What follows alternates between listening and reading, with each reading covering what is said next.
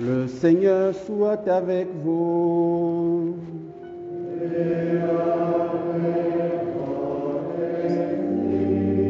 Évangile de Jésus-Christ selon saint Luc.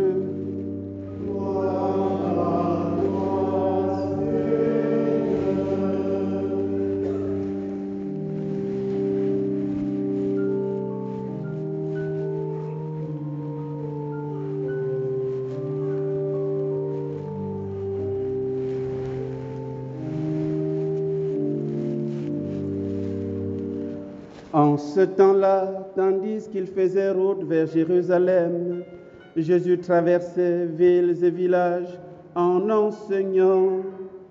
Quelqu'un lui demanda, « Seigneur, n'y a-t-il que peu de gens qui soient sauvés ?»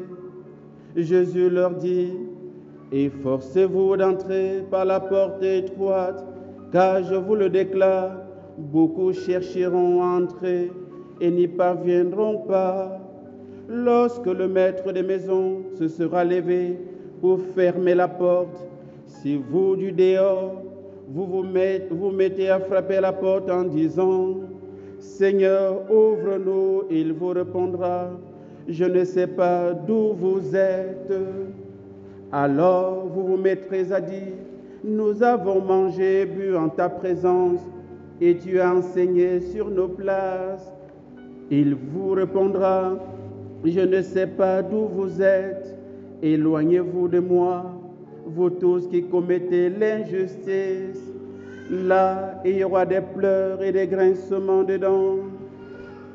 Quand vous verrez Abraham, Isaac et Jacob et tous les prophètes dans le royaume de Dieu, et que vous-même vous serez jetés dehors, alors on viendra de l'Orient et de l'Occident, du Nord et du Midi, prendre place au festin dans le royaume de Dieu. Oui, il y aura des derniers qui seront des premiers, et des premiers qui seront des derniers. Acclamons la parole de Dieu. Alléluia.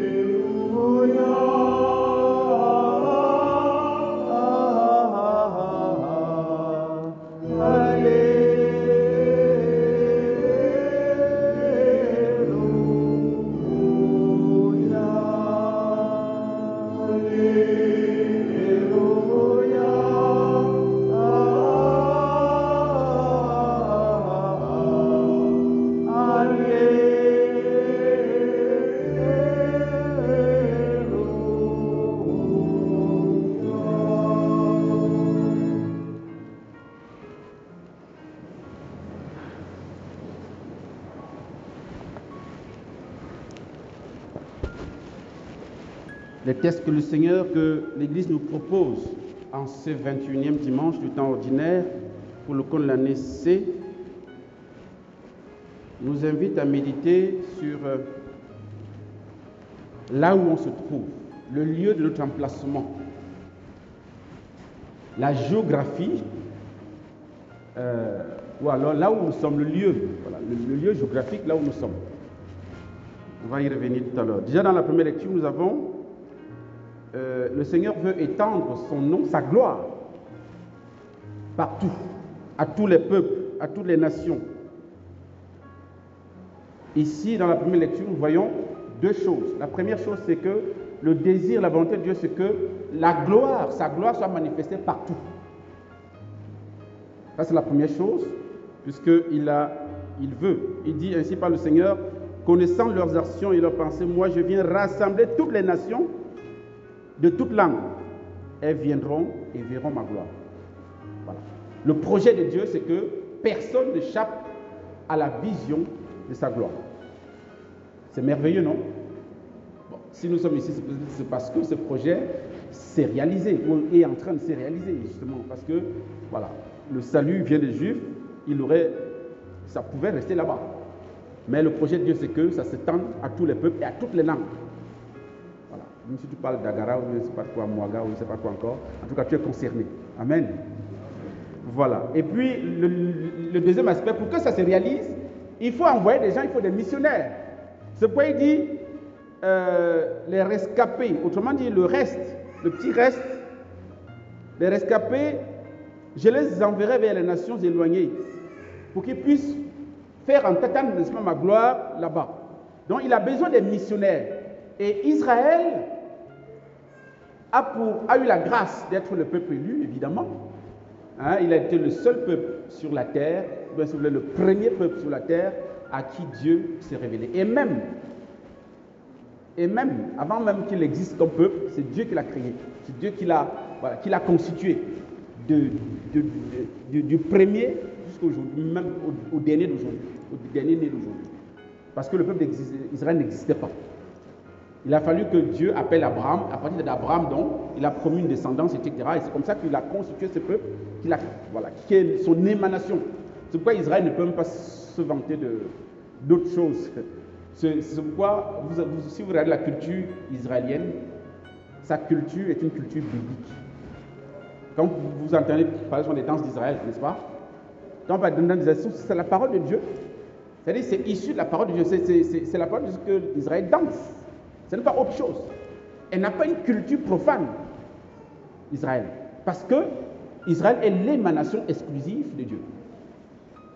Mais Israël n'a pas compris qu'il était un choix en vue de s'étendre. C'est-à-dire un choix qui devait associer les autres nations. À un moment donné, ils ont oublié ça. Ils ont oublié qu'ils n'étaient qu'un instrument aussi de Dieu pour atteindre tous les peuples. Et c'est pourquoi ce sera les rescapés. Autrement dit, le petit reste qui fera cette mission-là. Et là, on pense tout de suite aux apôtres. Parce que quand Jésus est venu, qu'est-ce qui s'est passé? Beaucoup des Juifs ne l'ont pas reconnu. Seuls quelques-uns, notamment les 12 apôtres. Et donc, à partir de ce petit reste-là, le Seigneur va les envoyer sur la terre pour toucher les gens comme nous. Voyez le mystère de Dieu, comment Dieu arrive à accomplir sa volonté malgré nos réticences, malgré notre vision égoïste. Et donc, les psaumes nous montrent bien que le peuple, en fait, le rassemblement des nations est fait en vue de louer Dieu. C'est ça, n'est-ce pas, le premier verset du psaume que nous avons entendu. Louez le Seigneur tous les peuples, fêtez-le tous les pays. Donc, il n'y a personne qui est exclu dans la glorification, dans la louange de Dieu. Le Seigneur rassemble son peuple, comme il nous a rassemblés ce matin, autour de lui, pour que nous puissions le louer. J'en profite pour dire, si vous restez à la maison le dimanche, si vous êtes catholique, il faut cesser d'être catholique. Non, mais c'est pas là, parce qu'on a des gens qui pensent qu'on peut rester à la maison même si on prie Dieu. Qui vous a dit ça? C'est quel Dieu que tu pries à la maison au lieu de venir à l'église prier avec les autres? Hein? Le chrétien catholique qui manque à la messe du dimanche ne communiera encore que si c'est confessé d'abord. Parce que le péché, manquer à la messe du dimanche, c'est un péché grave, un péché mortel, selon l'église. C'est pas moi qui dis, c'est l'église qui dit. C'est le jour de la résurrection, c'est le jour de Pâques. Tu restes à la maison, tu dis non, elle veut prier. Il faut prier. Non. Le rassemblement des peuples. Le projet de Dieu, c'est de nous unifier, de nous rassembler. Ce n'est pas que chacun soit électron libre, n'est-ce pas, dans sa chambre, dans son coin, et mène sa vie chrétienne, entre guillemets, comme il veut. Ça ne marche pas, c'est qu'on n'est pas catholique. C'est bon? C'est bien compris? Voilà, ne manquez plus la messe dimanche. Hein. S'il vous plaît. Pour des raisons bizarres, bidons, parce que vous avez la lessive à faire, vous avez la cuisine à faire, vous avez des invités, et puis quoi encore? Le Seigneur vous invite, et puis vous dites que non, moi je vais rester... Bon, d'accord, c'est une parenthèse, je la referme. Donc, dans la deuxième lecture,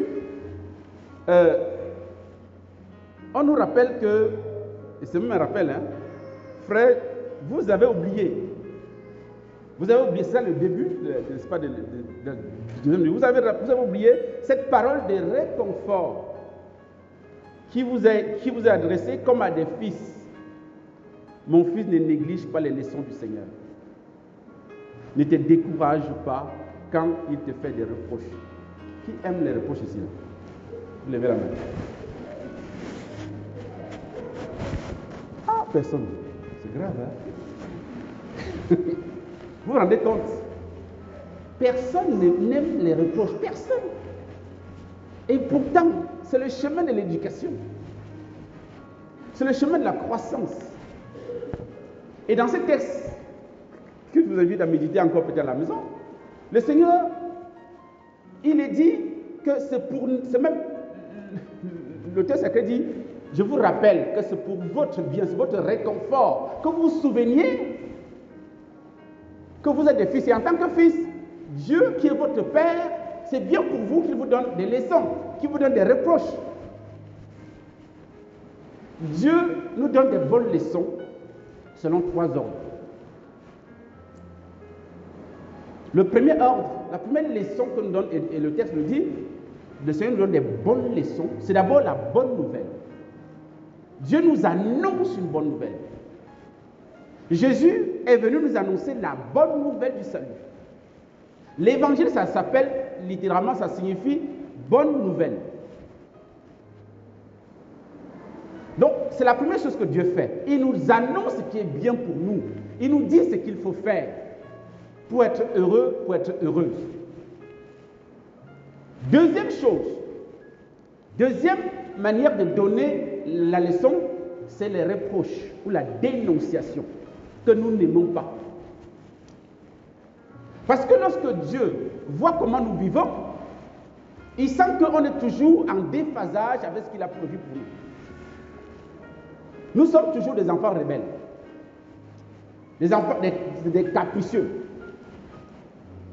Et donc, en tant que père, est-ce qu'il doit fermer sa bouche? Dites-moi, il doit fermer sa bouche? Non, il doit être indifférent à nos infidélités, à nos caprices.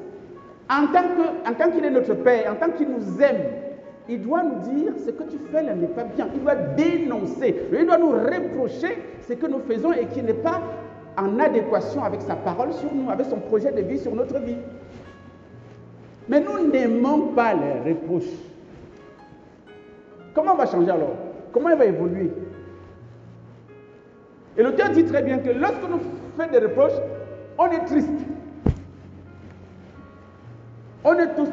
Qui est celui qui accueille les reproches avec applaudissements ici? On boude toujours. On pense toujours que non, on nous veut du mal. Et l'auteur dit plus tard, lorsqu'on se reprit à cause des remarques, on retrouve la paix et la joie. Parce qu'on s'est rendu compte que les reproches qui nous ont été faits ont contribué à nous bonifier. Et quand on s'est corrigé, on devient, on est la conscience tranquille, on est heureux, on est bien. Troisième type de leçon que Dieu nous donne, c'est les épreuves. Tout ce que nous vivons de difficile dans notre vie, des pénibles, des échecs, des chutes, tout ça sont des lieux d'enseignement. Ce sont des moyens par lesquels le Seigneur nous éduque. Il nous forme pour que nous puissions prochainement, lorsque nous serons face à cette épreuve-là, que nous sachions raison garder comment nous comporter, comment réagir. Les épreuves sont des lieux d'enseignement extraordinaires, vous ne pouvez pas imaginer. Vous avez un échec au bac, ce n'est pas la fin du monde. Il y a une leçon derrière. Qu'est-ce que Dieu veut me dire? Vous avez peut-être des décès dans votre famille en cascade. Qu'est-ce que Dieu veut me dire à travers cela? Vous avez peut-être fait un accident, je ne sais pas, ça peut être n'importe quoi. Les épreuves sont variées et multiples. Mais toujours la bonne question c'est, puisque Dieu a permis, Dieu n'a pas voulu, il a permis. Le mal n'est jamais la volonté de Dieu. Vous êtes d'accord, non? Ou bien, voilà, il ne faut pas dire que Dieu est auteur de mes bêtises. Ou bien, il ne sait pas quoi. Non, non, non. Dieu permet que tu fasses des bêtises. Tu es libre, il te respecte. Il respecte ta liberté. Il permet que nous ayons des problèmes, des échecs, de ceci, de cela. Mais ce n'est pas qu'il veut. Il permet. Et lorsqu'il permet, il a forcément une leçon à nous donner. Pourquoi il a permis? Parce que, et ça il faut chercher à découvrir, avec le temps dans la prière. Le Seigneur nous enseigne dans cette trois façons pour nous bonifier, pour nous aider voilà, à être de plus en plus des enfants qui soient agréables à Dieu, qui soient ajustés à la volonté de Dieu. Dans l'Évangile, nous avons quelqu'un qui vient poser une question à Jésus. Et nous sommes champions de ce genre de questions. Alors, et il dit, Seigneur, n'y a-t-il que peu de gens qui soient sauvés? Bon, vous comprenez que c'est un juif qui pose la question. Et que, comme je l'ai dit au début, c'est le peuple élu. Donc, parfois ils se disent que nous, on est quand même le peuple élu, nous avons été choisis par Dieu, créés par Dieu, façonnés par Dieu, accompagnés par Dieu. Donc nous sommes des privilégiés. Et donc, il pose la question au Seigneur, donc, n'y a-t-il que peu de gens qui sont sauvés? Autrement dit, il n'y a que nous, entre guillemets. Il n'y a que nous, les alliés, qui sommes destinés au salut. Finalement, c'est ce qu'il veut dire, en d'autres termes. La logique de la comptabilité. On a vu ça ici il n'y a pas longtemps. Dieu ne sait pas compter. Dieu ne compte pas. En calcul mental ou bien calcul, je ne sais pas quoi, vous tapez Dieu aller-retour. Vous pouvez le gagner aller-retour, il n'y a pas de souci. Lui, ce n'est pas son fort. Et c'est pourquoi Jésus ne répond pas à sa question. Ou alors il répondra un peu plus bas. Mais il va d'abord inviter cette personne à faire un examen de conscience par rapport à sa vie. Qu'est-ce qu'il va répondre Jésus? Jésus va dire, efforcez-vous d'entrer par la porte étroite, car je vous le déclare, beaucoup chercheront à entrer et n'y parviendront pas. Lorsque le maître de maison se sera levé pour fermer la porte, si vous, du dehors, vous vous mettez à frapper à la porte en disant, Seigneur, ouvre-nous, il vous répondra, je ne sais pas d'où vous êtes. Jésus dit, mon cher, cherche à entrer par la porte étroite. Ne pense pas que comme tu es du peuple élu, ta place est garantie. Non. Ce n'est pas notre appartenance au peuple élu ou alors dans une famille catholique jusqu'à la 4e génération, dépassée même, qui me garantit que je vais aller au ciel. Même si dans ta famille, ton grand-père était catéchiste. Ton père aussi l'a succédé comme catéchiste. Et parmi tes oncles, tes machins, il y a tes tantes, il y a les prêtres, il y a les sœurs, il y a les frères, il y a tout ça. Ça ne te garantit pas le salut, mon ami. Le salut n'est pas héréditaire. Je suis désolé, n'est-ce pas, de vous le dire. C'est moi qui choisis de me sauver ou pas. C'est un choix personnel. Ce n'est pas lié à ma présence dans telle famille ou telle autre. Ça n'a rien à voir. Même tu as 5 prêtres dans ta famille. Même les prêtres là aussi doivent se chercher. Ce n'est pas parce que les prêtres qu'il a la garantie du salut. Non. Ce n'est pas parce que tu as reçu tous les sacrements, confirmation, peut-être mariage à l'église, prêtre, tout ce que vous voulez, jusqu'à l'onction des malades, hein, que tu as la garantie d'entrer au ciel. Non. Je suis désolé. Non. C'est tes choix d'aujourd'hui qui te permettent de rentrer ou de rester dehors. Et Jésus va dire, il va utiliser un terme, un verbe qui est très parlant. Hein. Il dit, efforcez-vous d'entrer par la porte étroite. Ce n'est pas aisé d'entrer par la porte étroite, les amis. On dit porte étroite, donc la porte est petite. Peut-être la porte est mince. Elle est aussi courte. Si tu es obèse, c'est compliqué. Si tu es costaud, gaillard, grand, géant, c'est compliqué. Tu vas faire une cure d'amaigrissement. Tu vas faire un régime. Mais vous rien, hein? Mais c'est vrai. Bon, je n'ai pas régime physique, hein? Ça n'a rien à voir. Ce n'est pas la corpulence. On n'entre pas au ciel avec son corps vivant, entre guillemets, non. Hein? Il s'agit de l'homme intérieur. Il faut briser l'homme intérieur. Il faut l'amincir. Il faut le rendre court, petit de taille. Tu es Jean, ça va parler. Tu es gros, ça va parler non plus. ne peut pas être potelé. Il faut être comme ça, là. Mince, petit. Donc, parce que là, il dit, il faut s'efforcer, parce que ce n'est pas évident. Beaucoup chercheront à entrer, comme il dit, ils ne vont pas pouvoir entrer parce que on est gros. On est trop gros. On a beaucoup de bagages en plus. On a les bagages des voitures, les bagages de compte en banque, bagages des villas, bagages je ne sais pas quoi encore. On a plus des bagages de la haine, bagages de l'orgueil. Tout ça, tu peux pas, c'est pas possible de rentrer. Il faut te débarrasser de ça. Si tu veux rentrer par la porte de toi, il va falloir que tu te débarrasses de tout ça.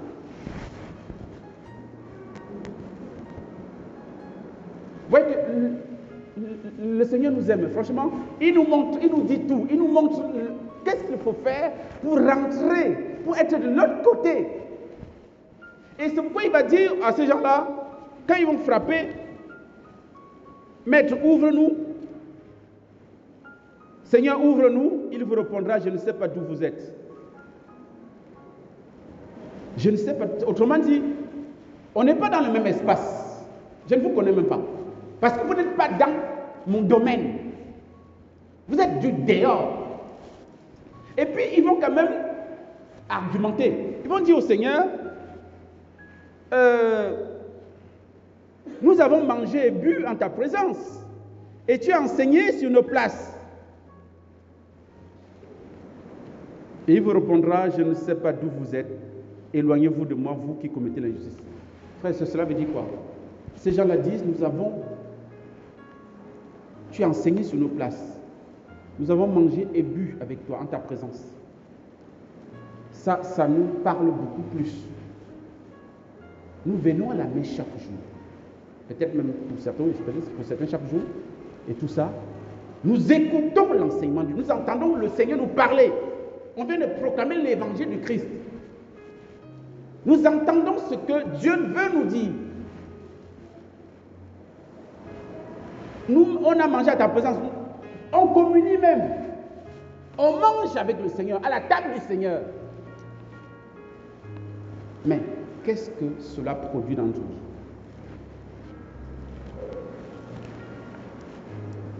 Est-ce que cela nous permet de passer de l'autre côté? Ou bien nous le faisons pour faire de manière formelle, de manière formaliste. Chaque dimanche, il faut partir à la messe. Il faut communier.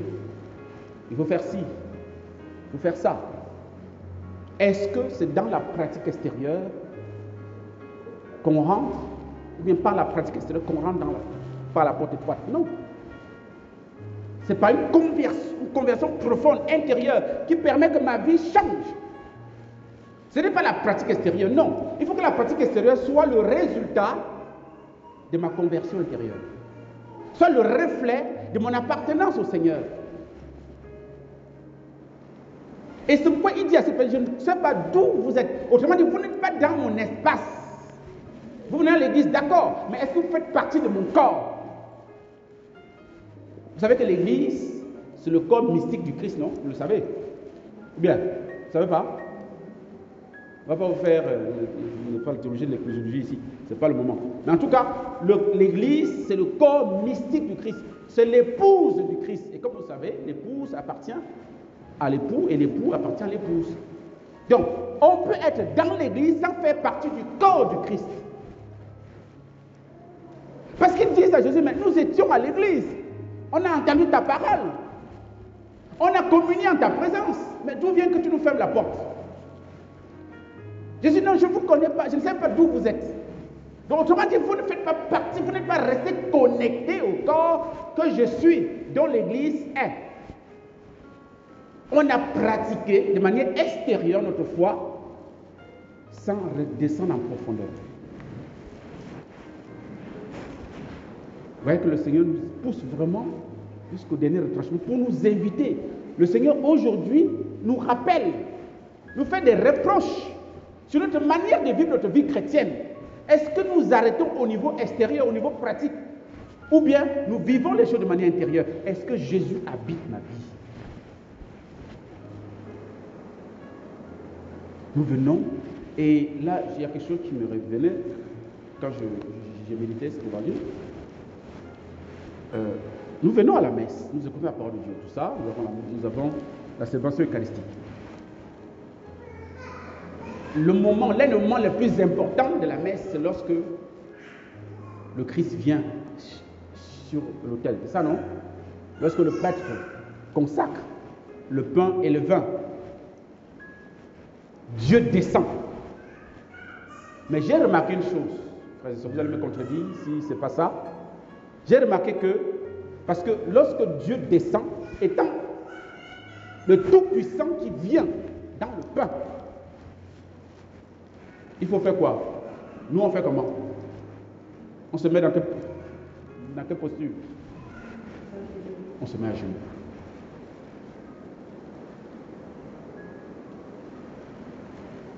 J'ai remarqué qu'il y a certains qui ne se mettent pas à genoux.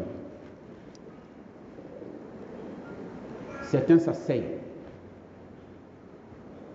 Ce n'est pas bon. C'est devenu général. Même les consacrés sont dedans. Ce n'est pas bon. Ou on est à genoux, ou on reste debout. Si on ne peut pas se mettre à genoux pour une raison ou une autre, parce que peut-être on a mal au dos, on a mal au genou, on ne sait pas quoi, restons debout. C'est le Tout-Puissant qui descend et tu t'assois. Mais je sais, moi, ça me pose problème. Avant, je ne voyais pas ça, mais maintenant c'est devenu général. Ceux qui ne se mettent pas à genoux, ils s'asseyent. Comme si c'était normal. Non, mais Dieu descend, mon ami. Ton créateur, celui qui a créé le ciel et la terre, descend et tu t'assois. Ah! Non, mais franchement, je n'arrive pas à concevoir ça. Non. Si vous pouvez vous mettre à genoux, mettez-vous à genoux. Si vous ne pouvez pas rester debout, au moins par respect pour celui qui descend, pour ton créateur et ton Dieu qui est là. Passez l'information à vos frères et sœurs dans vos églises. Ce n'est pas normal. À vos voisins et vos voisines. C'est vraiment important de respecter le Tout-Puissant qui descend. La Vierge Marie dit, dans une apparition à Catalina, à qui elle a révélé le mystère de la messe, ce qui se passe dans l'invisible lorsqu'il y a la messe, elle lui disait, un homme n'est jamais vraiment homme que lorsqu'il se met à genoux. Lorsqu'il est à genoux devant son Créateur, devant son Dieu. Lorsque Dieu est là et que tu t'assois, c'est-à-dire que même la posture debout qui est au moins qui est le minima, tu ne choisis pas. Tu choisis de t'asseoir. Ah, quand même. Ce n'est pas ton camarade. Voilà. C'était pour montrer, en fait, pour montrer l'importance de la messe et aussi pour montrer l'importance de passer par la porte étroite. La porte, finalement, c'est qui? La porte, c'est une personne.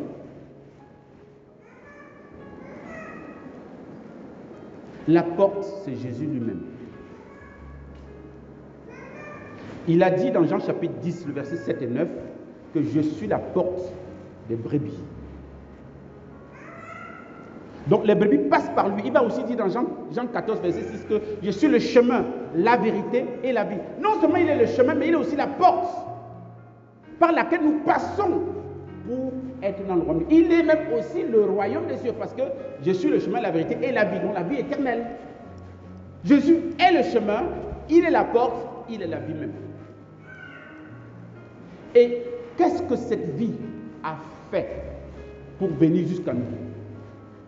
Jésus a choisi de s'abaisser. Vu des conditions divines, n'a pas retenu le rang qu'il égalait à Dieu, il s'est anéanti dans la condition de serviteur, devenu homme à son aspect.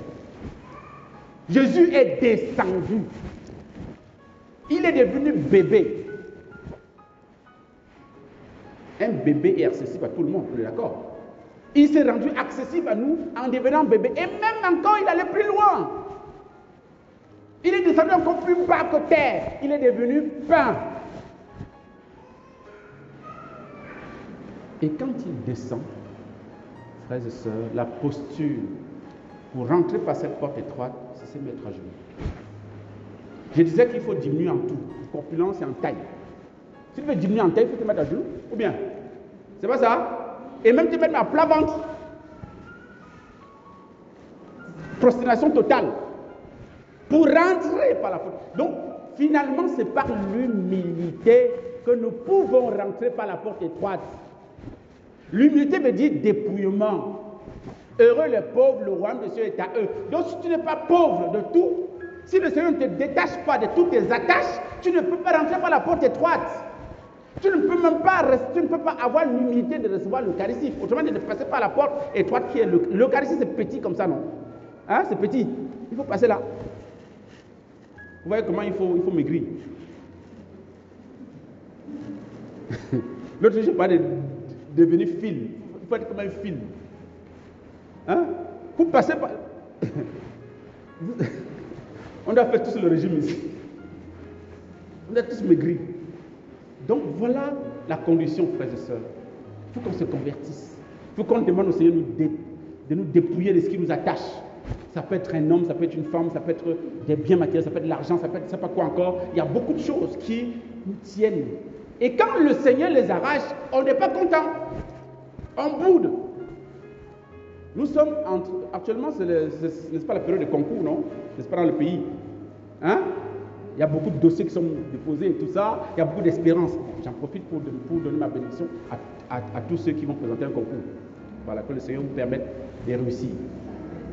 Mais si ça ne marche pas, ce n'est pas grave. Tout est grâce. Tout est grâce. Et le Seigneur, c'est comme ça qu'il nous dépouille pour nous rendre de plus en plus bien, de plus en plus bon à ses yeux. Pour que nous soyons de l'autre côté avec lui. Jamais dehors. Je ne sais pas, moi, en méditant ce passage, j'ai pensé à une jeune fille que je connais, qui est aujourd'hui une femme avec des enfants et tout ça. C'est d'une intelligence extraordinaire. Je vous assure, de la primaire jusqu'en terminale, ses parents n'ont rien dépensé par rapport à ses études. C'est elle qui elle-même produit l'argent pour ses études. Et même aide encore ses grands soeurs, petits frères et grands frères. Parce que de la primaire jusqu'en terminale, les bourses. Elle avait trop intelligente. Je crois qu'elle a eu le bac C avec mention soit très bien ou bien. Donc c'est une tête. Mais quand elle allait à l'université, première année, échec. Elle a repris la première année. Je pense qu'elle est partie en deuxième année, ça n'a pas donné, elle a abandonné l'école. Une génie. Aux yeux du monde, c'est un gâchis. Comment un tel esprit, une telle intelligence n'a pas pu prospérer? C'est vrai que j'en parlais avec un frère récemment, il me disait, mais peut-être ça manquait d'accompagnement. Parce que l'université et le lycée, c'est pas la même chose. Il fallait bien sûr qu'elle soit, et encore qu'elle est très petite, parce qu'elle est montée à l'université à 16 ou à 17 ans. Donc, ça n'a pas marché. Donc, finalement, bon, elle a rencontré quelqu'un, des biens, ils sont mariés. Aujourd'hui, elle a des enfants. Elle est heureuse comme épouse, elle est heureuse comme mère. Et son dernier travail qu'elle faisait était secrétaire quelque part. Pour une fille comme elle, franchement, c'est un échec. C'est vraiment, voilà, personne ne voyait cette fille être un jour secrétaire. Non, mais quand même, c'est pas possible. Secrétaire. Mais elle est heureuse dedans. Et en méditant, je me suis dit, mais est-ce que Dieu n'a pas permis qu'elle ne poursuive pas ses études? Parce qu'une telle fille, une telle intelligence, je vous assure, quand elle va arriver devant là-bas, ça va devenir quoi? Vous savez que les frères maçons et tout ça cherchent des gens comme ça. Les sectes et tout ça. Peut-être que c'était mieux pour elle qu'en chemin, elle s'arrête pour faire sa vie et elle est heureuse. Elle est heureuse. Elle a des beaux enfants, elle a un beau mari, il n'y a pas de souci, la vie coule. Comme quoi, Frères et sœurs, le Seigneur sait pourquoi nous arrache telle chose et telle autre chose. Au lieu de s'énerver, de bouder, je ne sais pas, de dire non, je ne prie plus, de faire des grèves de la prière. Non, il faut rendre grâce au Seigneur. Il sait pourquoi. C'est une leçon qu'il nous donne pour que tu sois à même de passer par la porte étroite. Amen. Voilà, que le Seigneur vous bénisse et vous garde au nom du Père et du Fils et du Saint-Esprit.